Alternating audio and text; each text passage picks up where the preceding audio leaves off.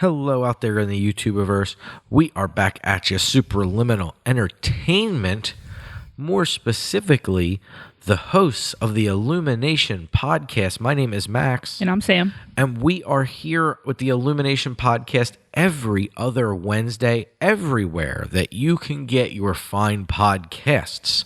However, it is my turn to do a video, and Sam, you happen to do pretty darn well at a large event, a large Lorcana event specifically. Tell us a little bit about it.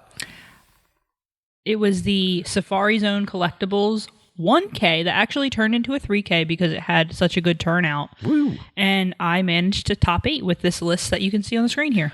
That is fantastic. And yes, you did. You overcame quite a few rounds, 7 rounds. I believe you could draw in during the last round, so you had to play 6 rounds in order to get to the top 8. So fantastic job. We also had teammates turn in some pretty great performances, 16th and 18th place respectively. Pretty awesome. And then there's me, who we won't talk about that, but we were not sharing my list today. We are sharing Sam. So Sam, where did you get this list? I got this list from Artabax's podcast. LD put up this list. It was his LCCC list from week 2. Yes, so shout out to the Articast and to Lorcana Decks for sharing this particular deck. This is the Kiwi Bird style deck. The name was kind of coined by Harlan Sweet, who was a big progenitor of this deck. Early in the last set, thought that there were some legs here, especially on a card like Alice Savvy Sailor, to really push the deck into the forefront here. And I do think that this deck got kind of the tool that Sapphire decks got in a lot of cases. If it's not Sapphire Coil, it's this other card here, Bell, Apprentice Inventor, I think, or Inventor Assistant, something like that. I can't read it. It's too tiny. But the crux of it is Belle is a 3-cost inkable 3/3/1 that you can banish an item instead of paying her cost. So we get to play a Popsicle or a Steel Popsicle and then banish it and play this Belle, which opens up a line for us to begin singing some of these 3-cost songs as early as turn 2, which is extremely powerful, especially on the play. So this deck is quite a powerhouse of a deck. Our goal with this video is to have Sam and myself walk you through the different elements of the deck. We're going to do a full deck breakdown for you, and we're going to talk over some of the things Sam would probably elect to do in the future. Minimally, at least some theories that she wants to test with this deck, some tweaks and some knob turns that need to be made, in her opinion, that maybe it goes back to this, maybe it takes. We shall find out all in this episode. So you can see that this deck is an aggressive style deck. It is built on a curve, a low curve, and it is trying to get out in the front foot and maintain that position, right? You can see it pretty clearly with the top row there of all these characters. At the very end there, we start to see the I want to hold the position cards, something like Pete.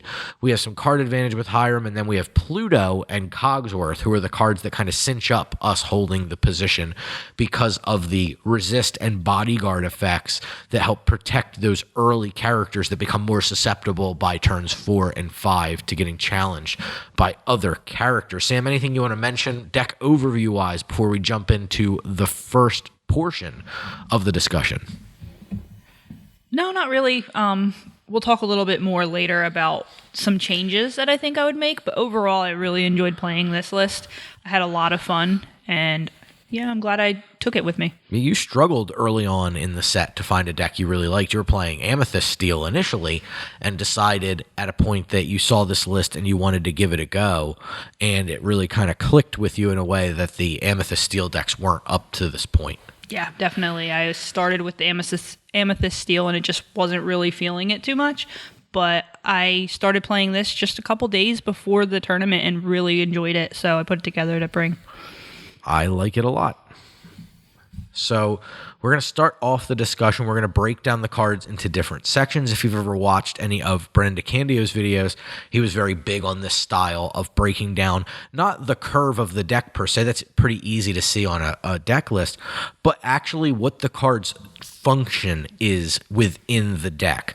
So we're not going to talk about like the card's cost or the card's stats as much as we're going to talk about the purpose that they serve within the deck. And our first grouping of cards here is probably the most important to the deck, right? This is an aggressive deck, so we need proactive cards. So we have a bunch of different ones here, and we often will want to be playing these cards on curve for the most part.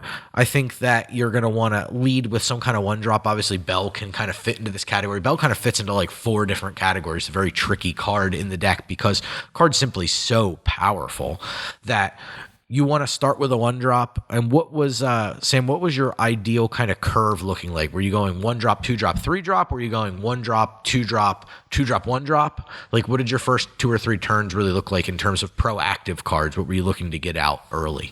So I think you could go either way. But 1 drop, 2 drop, 3 drop, if it was Alice, I think was really powerful. Doing a 1 drop, 2 drop, 1 drop, 2 drop was kind of the way I went if I didn't have Alice in hand. Okay. But I mean, I think as long as you're getting that aggressive start early, either way would be fine. Gotcha. And when it comes to McDuck Manor, the sole location in the deck, were you trying to drop that on turn 4, or were you trying to wait until later and use that as kind of the final nail in the coffin kind of card? Most of the time I was waiting until later to drop that card. I did kind of do a pretty bad job of playing that card, which you had pointed out to me, just in the sense of I was inking it more than I was playing it. I do think it was very powerful, though, in some certain matchups, and I think it should be utilized a little better than I utilized it. But I was going more for Pluto on turn 4 a lot of the times. Makes sense. You want to protect your cards versus continue to push ahead. Right. And a card like McDuck Manor really forces your opponent to split their attention, right? Now all of a sudden it's like, oh, she's going to quest for 3 or 4 on the next turn, but she's also going to gain 2 lore by way of a location like this. So having that ability to split their focus or double down and protect all of your cards with something like Pluto, really, really good. When it comes to the 2 drops, you have Mr. Smee and you have Anna here. What was your preferred 2 drop, or did it depend on what you were playing against? It definitely depended what I was playing against. If I was playing Sapphire, especially Sapphire decks that had a coil, I was definitely going for Smee because they had to have coil in order to remove him. I didn't want Anna to just be little Sisude. Right.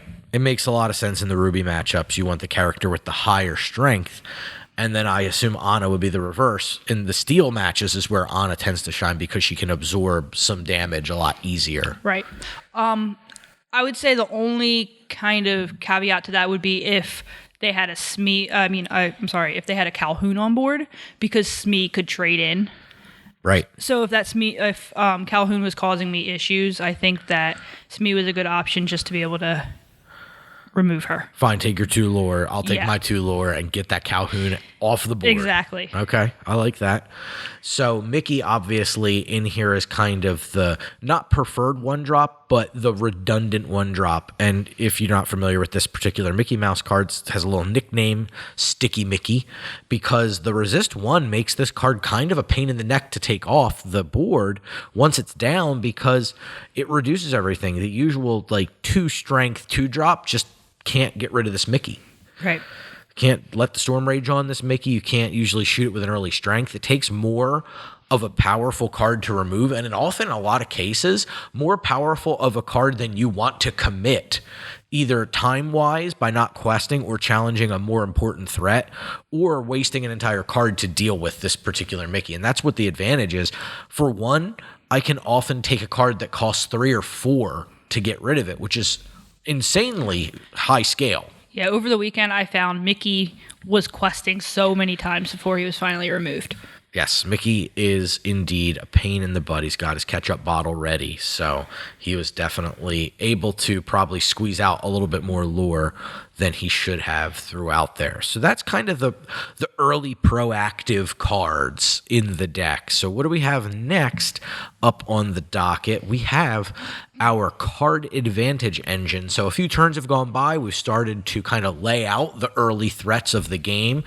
And now we need to start to do something that a lot of aggressive decks really can't do very well. And that's start to refill our hand and regain some card advantage. Because usually with the aggro decks, the benefit is once you clear the board, they don't have a hand left because they've deployed most of their cards to the board, and you can go, oh, thank goodness, I took care of everything on the table. I don't have to worry about it anymore. Not so much this deck, though. This deck uses a combination of the replacement card items, the cantrips, as we refer to them, these cheap one-drop items, Popsicle and Fortisphere, in tandem with something like Hiram Flaversham in order to draw cards if we weren't lucky enough to have our first turn Bell, or we have a couple of these items. They're cheap to play. They replace themselves. They have an effect, believe it or not. And I know a lot of people say, oh, well, the effect is that Flaversham banishes them to draw cards. In this deck, Sam, they actually did some like flexible role-playing for you, didn't they? Yeah. They're ink. Yep. And I was not afraid. I think having Doc and Flaversham was a little awkward at first, like looking at the deck. I was like, that's weird that they're doing both things. I really liked it. Flaversham, I could ink. Popsicle and Fortisphere, I could ink, and I wasn't afraid to do so if I needed to. But later in the game, it was really nice. There was one match where I had a Pluto out and 2 Popsicles on board. My opponent smashed into my Pluto, put 4 damage on it, and then passed. So they were intending to take it out next turn. I just double healed it with my Popsicle. And that was kind of like, I think, part of what won me that game, just because they put so many resources into it and it did nothing, essentially. And then Fortisphere, being able to give something bodyguard to protect my more important characters like Alice was super important. I could give bodyguard to a Pete or to a Belle, and they're smashing into that before being able to take out more and more important or even a aggressive Flaversham, card. Yep. Which sometimes will take 2 or 3 characters to take out that giant 6-butt. Yeah. And then if I draw Hiram late in the game, I usually had a couple of those items sitting on board, and I was able to just, draw more cards. He all of a sudden becomes an insanely good top deck, despite the fact the stats would make you believe he's not very good in the deck at all. Yeah. Which is true. The stats are definitely the weakest, probably for a card based on the cost, but the fact that he can put much more attractively costed and statted characters right into your hand out of nowhere is crazy. And then you have to pick, do I take out the Hiram or do I take out the multiple other things in a lot of cases? Because if they don't, and they go for the other things and leave the Hiram's going to go, okay, cool, I get to quest again. I'm going to draw them 2 more cards. And it just escalates and snowballs to a point where you can't get out from underneath of everything that the deck has going on in the middle. And this deck obviously trying to cinch up the game in as few turns as possible, but using a card like Hiram Flaversham and the Doc being able to give the deck the reach to refill its hand at a critical juncture makes this deck a real contender when you're playing across the table from it. It's really an impressive card advantage engine. To go along with that, some cards we've been alluding to a little bit while we've been discussing this are the defensive cards of the deck. We have Belle in the defensive position for now, but I think Belle is very much a role player, but she's at her strongest when she's being defensive, meaning that we're getting her out on the first turn and using her right away to sing Let the Storm Rage On or Strength of a Raging Fire to take out an early play on the opponent's side of the table, which is really, really where she has been the most oppressive in gameplay so far. In addition to that, we have the next 3 drop here. We have Pete, Games Referee, kind of one of the most notorious Lorcana cards, just saying, hey, if your answer was going to be an action, you better come up with something else. And a lot of the times, we're not seeing a lot of rush characters right now, right? We're seeing maybe Super Goof and Maui, the usual rush card. And sometimes if you don't have that, simply going, well, I'll play a character, but that's not good enough because now they have a whole other turn before this character is dry and able to challenge, can put you in a position where the game is unlosable, even with an action. He shines definitely in the Ruby matchups. Against Steel, I'm pretty much, my characters are beefy and it's going to take multiple cards to remove them. But against Sapphire Ruby specifically, like if you put that down before a B prep's about to come, it's pretty much game winning because you're so aggressive that you're probably going to be able to use him to get your last couple lore. Absolutely. Yeah, it came down to, I know when we were testing a lot, I was just kind of like, do you have a Pete? If you had the Pete, it was like, okay, we can play a different game because I only have one answer and it's an action. Look at the top card, yeah, definitely can't stop you. And we also have Pluto and Cogsworth being able to make your threats stay on the board longer than they should. Pluto obviously absorbing some of those challenges, even trading with a Maui in some cases if it has no damage, and Cogsworth making one more damage become imperative, and a lot of small characters challenging becoming a futile way to deal with your threats, along with the ridiculous amount of willpower most of them have. Adding that one more on top of it still, and that's only for large quantities of damage, right? Like a single damage doesn't do anything anymore, is extremely oppressive in this deck. So having this level of ability to combine with the card advantage on turns 5, 6, or 7 to just go, okay, and then this card that helps me just get over the finish line. That's basically what a lot of these cards are doing. Outside of Belle, who, like I said, is at her best being that early defensive singer to remove potential threats or potential proactive game plans from the opponent. So a good variety of defensive cards coming down at all different points of the game, right?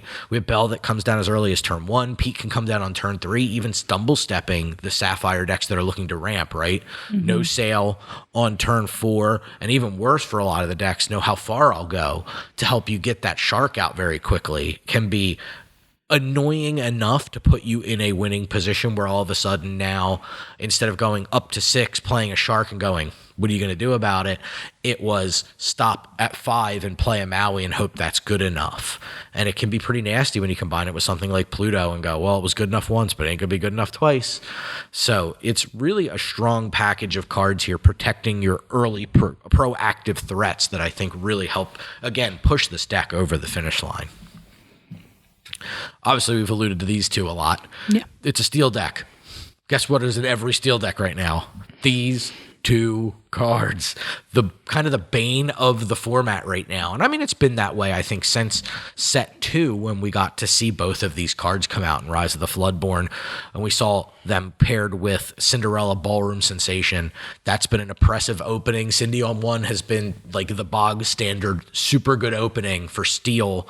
And it's just hasn't changed other than now we have that steel edition that gets a green card with Diablo, Devoted Herald, and a blue opening now with the new Belle that just allow a character on turn 1 essentially to sing one of these on turn 2 and put you in a position that's so far ahead that it is sometimes uncome from behindable. Yeah. And strength can be so good in the middle game. With Belle, like I would just have a couple of popsicles or fortispheres on the side, and if I needed to take care of a big threat like a Maui shark, I could just play a Belle for free, play another character, and then sing strength with either another Belle I had on board or something else.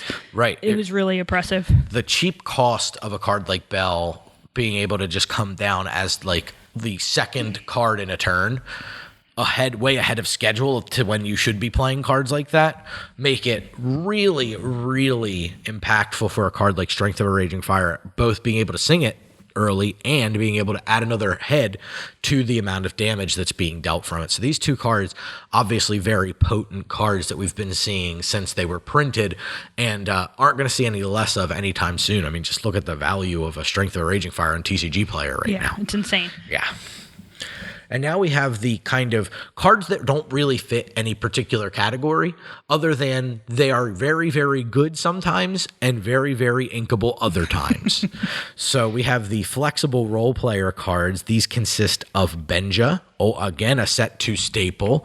We have the Baymax that comes down and heals the armor companion, and Mickey Mouse, playful sorcerer, who is the one of fun of in the deck that is able to come down and shift onto the already sticky Mickey and continue to be big sticky Mickey and just kind of smash into things, sing things that you don't expect when they're, oh, good, there's no singer out. Fantastic. Psych, here comes Mickey. So there's all kinds of points of the game or different matches where these cards can be very good. And like all really good flexible cards, you have a set of inkable ones here. So what did you like in here? What did you not like? What helped you? What wasn't as helpful as you might have thought? I definitely liked the Mickey. He was great. He was great. Baymax really had some really good implications along with specifically Mr. Smee, because I would quest with him twice, he'd have 2 damage, and then I would play a Baymax, heal it for 2, gain 2 lore. It was really good. And his downside, I think, is that he's a 2 strength character, so he's brawlable. Right. But something that you can do that's really cool is quest with Alice and give him ward. So you can guarantee that he'll live till the next turn. Yeah, through anything other than like a be prepared. Yeah. Benja, that was probably my least favorite card in the deck. Very much a concession to Sapphire Coil being so strong. I only used it once in the whole tournament on Saturday. He blew up 1 popsicle. 1 popsicle. Which maybe it was good. Maybe it set back. It stalled that Hiram on 4. It did stall out the Hiram. I just think that this deck is aggressive enough that you don't really need the Benja. You don't really care. That's fair. I think at his best he's going to blow up a Sapphire Coil, but I just don't know if it's needed. No, I think that's good. And I think identifying areas of improvement is important, right? Because it's rare you're going to come away from the tournament and go, 60 was perfect. It's going to be perfect. I don't have to worry about it. I'm going to bed. It's more like, okay, this was really good, but I would really, these are the things that we're missing or the areas I would like to change it, whether it's the cost of cards, whether it's what the card does a la Benja, or if it's just a whole role that's not filled that this deck or this card kept getting at me way better than it should have, and I need an answer to that, either card or play pattern. So moving to the next one, we have kind of what you're looking for in an ideal opening hand. So kind of what is going to set you up the best to win a game. And this deck is so strong it only needs 5 cards apparently. So tell us about that. So I think we've talked about it already, but a turn 1 Popsicle or Fortisphere into a turn 1 Bell is just really powerful. It's going to set up you being able to sing a strength or let the Storm Rage on turn 2. I think the let the Storm Rage on is more powerful. It's going to draw you a card, and it's usually going to take care of any 1-drop that or 2-drop that the opponent plays. Right, the Popsicle and the let the Storm Rage on specifically kind of replacing themselves already and making the Bell just so much easier and so much more open to doing more as the game progresses, getting way more value out of that card than anybody rightfully should because of the amount of cards we're seeing over the course of an already insanely strong play pattern. Yeah. On turn 2, I have Anna here. This could potentially be Mr. Smee instead, depending on your matchup. But Anna, she gets +1 lore if you have a hero on board, and we do have Bell that goes on turn 1, so she'll automatically be getting 2 lore. So she's really powerful with her 4 willpower. And then on turn 3, we go into Alice. Alice, once she quests, is going to be able to pump up Anna to where she's going to be questing for 3 now. So you're questing Alice is also a hero. Yeah. So you're questing for at least 5 on turn 4. Right, and you also have the ability, like you said, in some matchups, you like the 2-drop plus 1-drop in place of where Alice is. Right. So you can play another Anna and a 1-drop Mickey, for example, to help fill in that gap. And I think you nailed it. It's exactly what this deck wants to be doing, is questing for as much as possible, as quickly as possible, while also flooding the board with absurd amounts of willpower. Yeah. Like following the line that's on screen here, in 2 cards, you've put down 8 willpower on top of the initial 1-drop play, which adds 3. So we're talking about 11 points of strength to remove these characters. 11 damage counters that need to be distributed amongst these 3 cards. 11. And that's on turn 3. That is a Spinal Tap level of amount of damage we need in order to take these things down. That is crazy. To get that level of damage counter flowing that quickly and that early in the game. And you can see why this deck can get front-footed so easily. And everybody calls this the die roll deck. And you can very much see it in the curve. Why? If this is going first, just pick them up. Save yourself the next 7 to 12 minutes of them closing out the game, and move on to game 2 and see if you can get them in 3, because this is an extremely robust and powerful opening drop. Turn 4 can be Pluto. Turn 4 can be McDuck Manor, adding on top of the 11 damage counters an additional casual 9, so 20 damage counters. And if you're really lucky, you can get Cogsworth on turn 5. Or a Baymax to heal up some of that damage they've had to have been slapping down on these things. So it's really oppressive. I think kind of the proof is in the line here of just how very much oppressive this thing can be. Again, so much so that on 5 cards are all you need to get it done. I can beat your 7 with my 5. Get on it.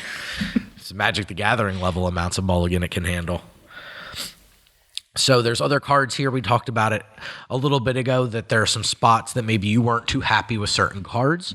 We were talking about maybe moving around some numbers, trying to fit some things in. Looks like we have cards at different drops, right? We have, I know the card of all of these, I know there's one you want to put in more than any of the other ones on the screen or in your little reserve list. Yeah, that's Calhoun. Calhoun's the one I want the most. I think it's one of the harder ones to fit just because of the uninkable count. I don't want to glut my hand up with too many uninkables. So Right. I think I would have to do like a Doc and Hiram change of numbers in order to fit her in. Lawrence, I think, can be really powerful, and I think that's just my Benja swap. I think Lawrence is very good. It's one of the few cards that actually helps you on the draw to get back into a game because he can scale up and trade up so high. Other cards on here, Mulan, I've seen in place of Mickey in some lists, and I really like Mickey, but I can see the argument for Mulan because she can help smooth out your opening hand. It makes a lot of sense, especially if you did have to concede maybe and move up inkables and you were finding you were in positions maybe where you didn't have options as much. That Mulan could help get rid of an uninkable card that's glutting up your hand to replace it with a more inkable option. What I don't like about her, though, is that she is easily removed. She's not one of those sticky cards like Mickey we've talked about. I've seen the Broom, which I think is really powerful against specifically Diablo. Yes. And there's kind of an uptick in the Diablo deck, so I think that could be a consideration on 2. No, it makes a lot of sense. We're seeing a big uptick, and that was the decks I've been testing have been a lot of green decks. And the play pattern of 1-drop Diablo, Ursula, Deceiver is very powerful because generally we saw Sam's ideal opening hand, it contained 1 song. And most of the time you are mulliganing away things to help you either reinforce some of the key pieces you have or to try to get to that ideal opening, and being able to strip the single song out of their hand is really powerful. And then your Diablo can kind of go wild because your opening hands become more cumbersome, the same way the green decks do, right? You kind of mulligan a little bit deeper. You are looking for a more ideal opening sequence, which is punishing in the way you mulligan, and the way you can kind of take advantage of that in the green decks is Ursula. So having a backup threat that is not able to be Ursula is very attractive. And the Broom, again, sticky. It has 3 willpower, so it doesn't get answered by a Diablo Shift Let the Storm Rage on combo. Right. And another card I have on here is just the new Tamatoa, Happy as a Clam. It's just a really good card. It's going to help you just continue drawing cards, getting back your Fortispheres, getting back your Popsicles.